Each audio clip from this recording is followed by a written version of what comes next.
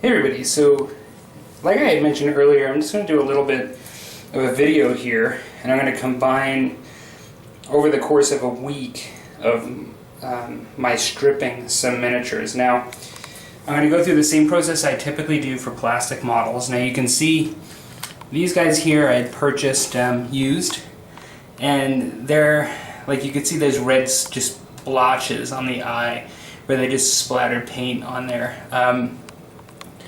These look like they're coated pretty thick, but they weren't that much different.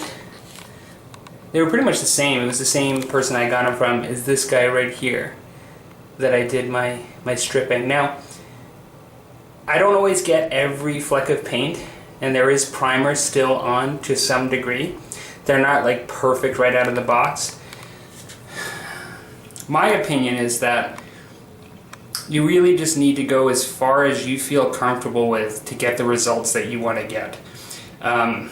You can take this process likely pretty far. I mean, you can go far past potentially what I've done, but with this guy here, or you can, I should say, when I say far past, I don't mean the results will probably be a certain amount more. I don't know that you can go far past what I've got here in the results. But in stripping, because I think you're always going to have a little bit of residue. But at a certain point, there's diminishing returns, and that you can just keep dipping, and I'll show you the process I do as far as dipping it in the solution and letting it sit and then scrubbing, and you're just going to get less and less off each time. I usually do about 3 treatments, maybe 4, depending on how things go. Now, the kind of paint you're taking off and the kind of models, the kind of primer and how thickly people put it on are really going to all vary your results, in my experience, and just how far you're going to need to take the process to get a similar result. So what I'll tell you is that I'm just basically in a spare bathroom that's next to my hobby room. Normally, if I'm in here with this solution, which is, this is what I believe to be the Home Depot equivalent power. I've used Simple Green, which is somewhat of a standard in the hobby, with not achieving as good results as Purple Power. This is actually Zep Purple Degreaser Cleanser. I'll throw a picture up, but I got this at Home Depot in Canada. You can likely also get it in the US. Overseas, I'm not sure. Purple Power, I've found a little trouble getting locally. I believe it's pretty easily available in the US. I don't know about in Europe and in the UK. But I achieved results with this that were far superior to Simple Green, personally. And that was on plastic miniatures with acrylic-based paint. And so that's kind of what I'm going to show you. So what I've got are 15 Goblin Riders. These guys will likely come off the wolf in some cases. This stuff can dissolve the bonds of some glues, but not always. I usually don't find they come apart, like all the arms off, but occasionally some do. Occasionally guys come off the base. And so you'll see through that process. So what I'm going to do is, I always use a latex glove. This Purple Power Zep stuff, not only is it a lot more volatile, like it, well, I'm not sure if that's the right word, but it actually creates an odor that I would suspect is not healthy. And so if you're working with this bucket open in a confined area like I am, I would basically flip on the fan or open a window or keep the door open. Don't spend too much time in here. Don't get this stuff on your skin, and definitely don't get it in your eyes. And so I wear glasses. I'm pretty careful not to splash. You know, I would recommend, to be safe, as a video showing you guys this, I would say wear eye protection, or a mask, or a very ventilated area, and at the very least, use some gloves. I just found this stuff a lot more toxic than Simple Green. And so what I'll do is just drop this stuff in here. I find plastic minis float in it, which is a good thing. you know exactly what you've got in here. These models are kind of big. I'm not sure if I'm going to be able to get all 15 in here at once comfortably, but I'm hoping so. I'm hoping that if they don't fit in here well, that at least, you know, they'll push each other down in the solution. I will stir this around a bit to make sure the stuff's covered once. Yeah, I think I'll get it all in here. I'm just going to throw the last 3 in. So I'm just going to push this stuff down. So basically,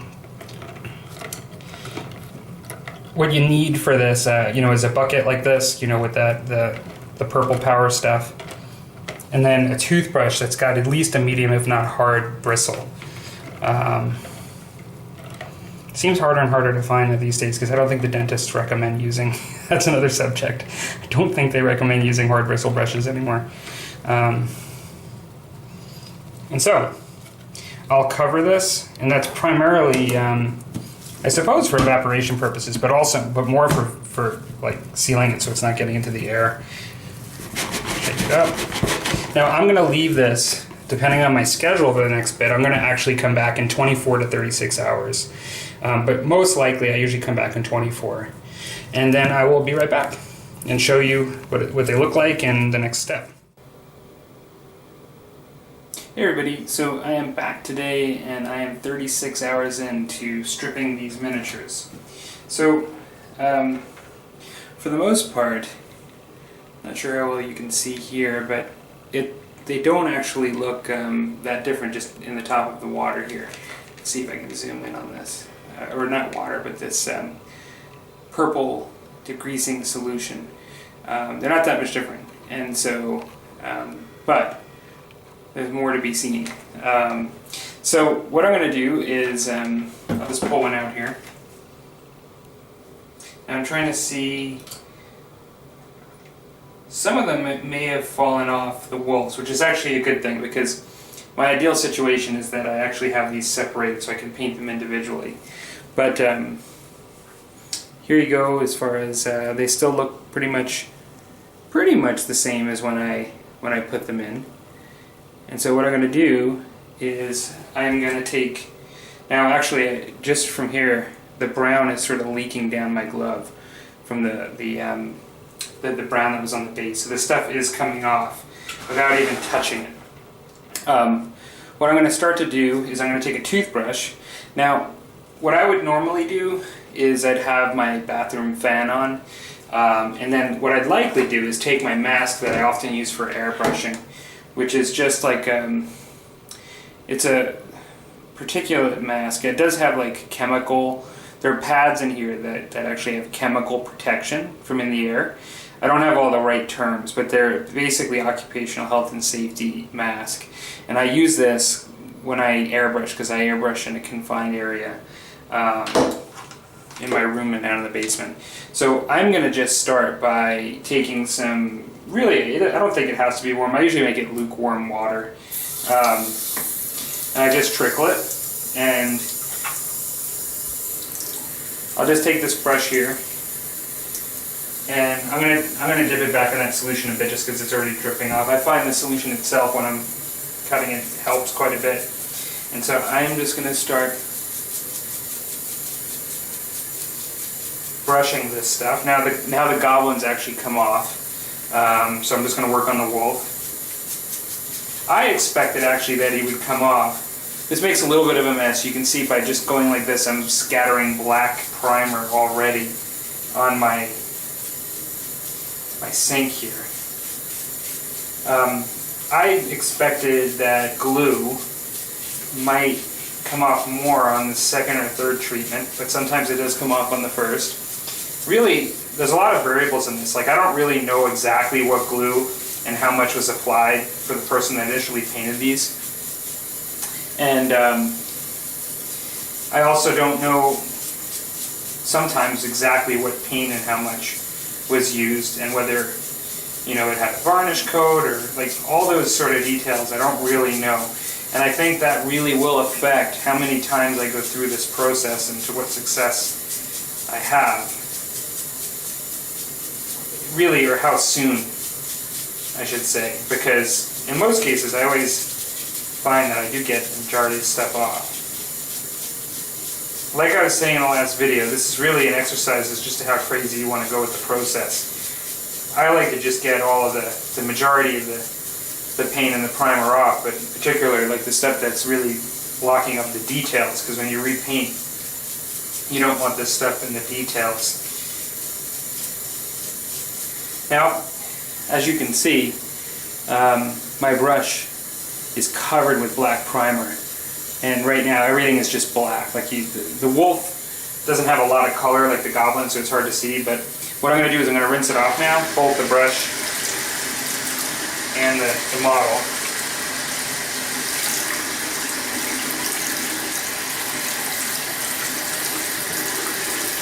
And he's actually looking quite a bit better. I can see the gray plastic already in 36 hours just coming right through. Now I'm going to take a brush on it again. I do find that having the purple power stuff like on there while I'm brushing as an agent, not just water, is helpful to kind of get in the nook and crannies and continue to dissolve stuff. And that's why, like before, I dipped it in there again. I'm going to do the same with the goblin. Now, because some of your models can be fragile, and this can be, you know, with your brush, it can be a slightly traumatic process. Like if it's something like an elf with a bow or something like that, you got to be really careful you don't break. And before you know, you might feel the need to put some pressure, which I am doing right now because I know I feel I can on the wolf head, just trying to get at that red in the eyes and in the details. Be sure not to break the model in this process. I mean, just give it another 36 hours and just take your time with this before you go crazy with the brush and really working too hard on it too quick.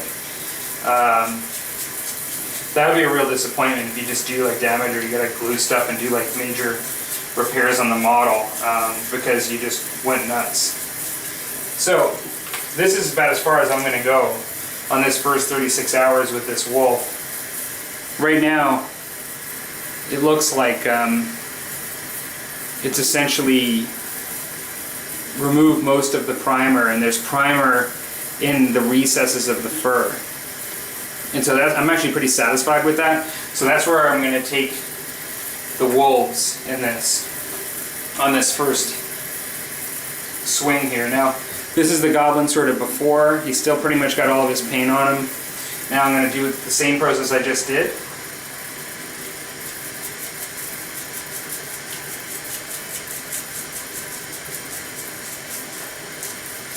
Now this guy's holding an arrow in one of his arms, so I gotta be really careful. Like, he's got a bow too, but I'm really worried about that arrow.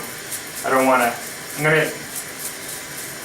I could just model something different or use a different arm. I have so many spare bits, so I'm pretty much keeping these guys the way they were modeled by the other person that I bought them from.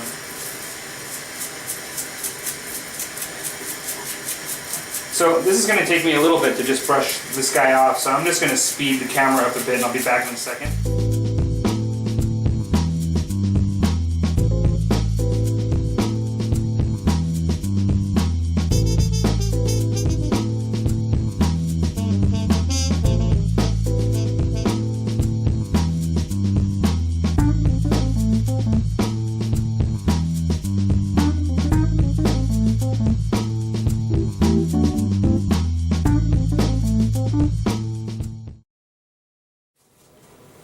So, unlike the wolf, this guy has, this goblin has a lot of color on him, and I often find some of the strong colors like the reds and the greens can be actually a little bit more difficult to get off. Now, if you look at him here, there's lots of area where he's down right to the primer. But I actually expected a little bit more. I mean, there's some spots where the green and the red, like on the arrows, are just really shining right through. And I think like in the teeth with the white, the paint was just coated on, you know, really well, thickly. And so it's going to take a little bit more time, which is expected. I did actually start to worry about bending the arrow on this guy. Like, out of all the ones that I grabbed first, just to show you guys, this is probably not one of the best ones with this fragile arrow. But I didn't break him. He did sort of bend a little bit, and I bent him back while I was working. So this is 36 hours in after my my first brush. Now granted, like, you know, it doesn't take any time just to let the stuff sit in the bucket. As folks can see, I mean, there's oftentimes concern with melting miniatures. Like, these guys are not melting. Like, there's been no problem yet, 36 hours in, of this stuff with melting. What I'm going to do now is I'm going to do the same thing for all of the other guys, the other 14 now. And I'm going to turn on the fan and put my mask on. But I will see you guys likely in another 24 to 36 hours, where I'll do the next piece and you can see how this has progressed. Okay, see you in a bit. Okay. Hey everybody, so I am back again, and it is actually 48 hours since the last section of this video where I did my first brush off.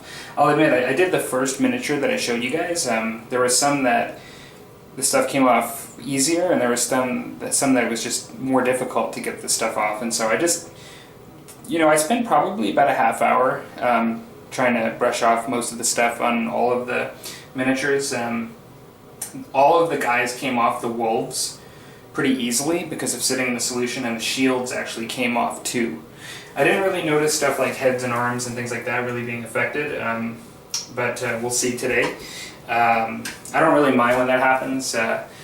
You know, it's more just about getting all the paint off. I can always re-glue stuff on if the bonds kind of go bad.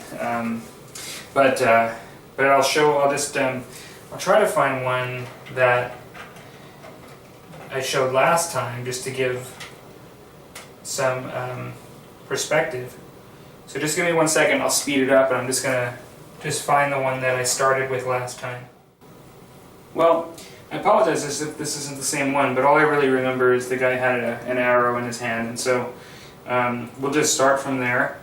I think it might have been this guy, but it could be slightly wrong. And so this is kind of what he looks like here.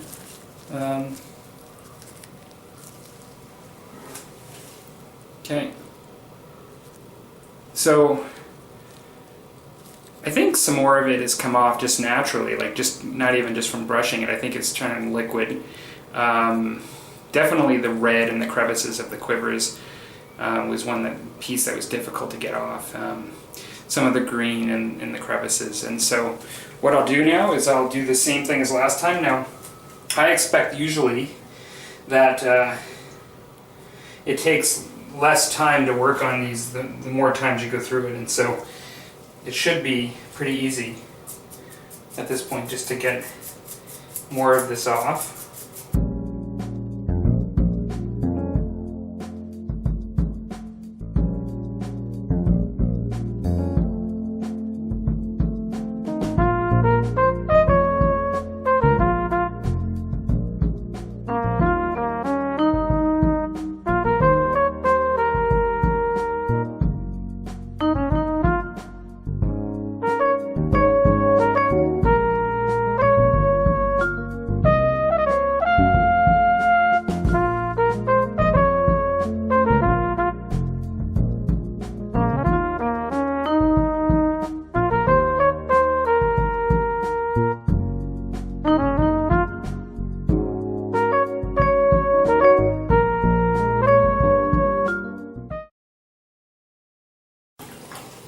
So, I think it looks a little bit cleaner now,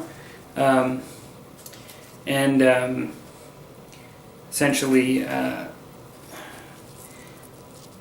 mean, there's some spots where you definitely still see the color, but it's mostly gone, and particularly all the raised areas. So it's more just a little bit like in the crevices. I could make an argument just to stop here. And reprime, and then paint. I likely will do another 24 hours with these. And I'll just show, I don't remember, since all the wolves came off, I don't remember which wolf was his. But some of them came out really, really good. Some of them still have a lot of primer on them. So this is one, and like I had one wolf where the tail came off too, it's just that glue piece, but this is one wolf where there's just lots of primer still. And so I'll just work on him real quick.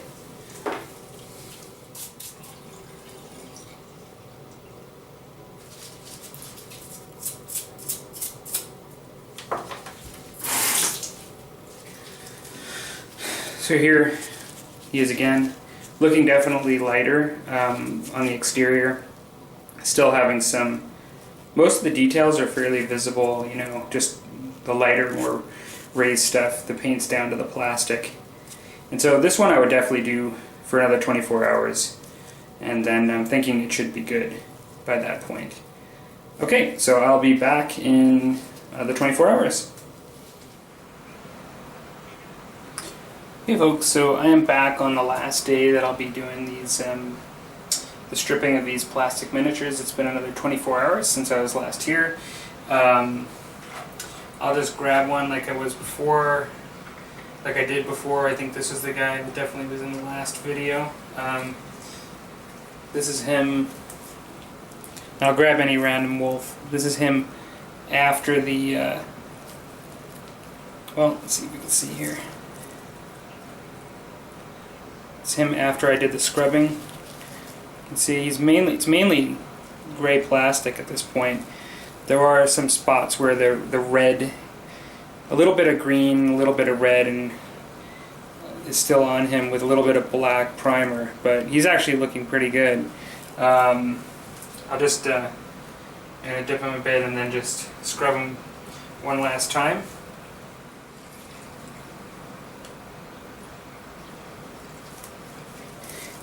Okay. I think he's a little bit better, like it's come out, a little bit more has come off, but I think that's about as good as I'm going to get with the length, the number of times that I want to go through this. I generally don't do more than 3, because I do think you start to get diminishing returns on your time spent. It is possible to get it better than this, but this really does suit my needs pretty well. I'll put some black primer, I'll put some primer over this when I go to paint them. And I don't think there'll be any real notice that they were painted at all. I'll show a couple of the wolves. I mean, I could do that. I suppose I could have did this with the guys too, but I'll show like a good example and maybe a not as good example. Here's one where, you know, this is where I'm at with this wolf. All of the raised areas are pretty much grayed down to the gray plastic, but there is definitely primer, and in some cases some remnants of paint, like brown paint or something, that you can see. I haven't scratched it off yet, so this is just now. But there are also some from last time that were almost down really just to the gray plastic, like really very little left of the primer at all. And so there's, you know, I did notice quite a bit of variability in this. I don't know if that's because the primer was put down or whether because you know, paint was put on heavier, but I'll just do one more round of splashing on this, or brushing on this. So that's probably as good as I'm going to get it. You know, in some cases it is down to the gray plastic, in other cases there's just a little bit of primer in the recesses. But I think you'll see when I do paint these up that it won't be noticeable. Okay, what I'm going to do now is I am going to clean all of these up, and I'll just give you a bit of a shot of all of the wolves and the goblins once they're dry on a piece of paper towel, so you can just see the group, because like I said, some of them are quite a bit better than others. Hey everybody, so I'm back and I've got all the shields, and a couple of tails came off of the wolves. I actually, one thing you're going to have to watch, I didn't see this happen, but it may have, is you can lose stuff down the sink when you're actually doing this, but I am short one tail. Three of them came off. Oops, sorry. 3 of them came off right there, and I've only collected 2. It might just be floating around here. Otherwise, I'm just going to have to grab one from the bits box or sculpt one or something. But here we go.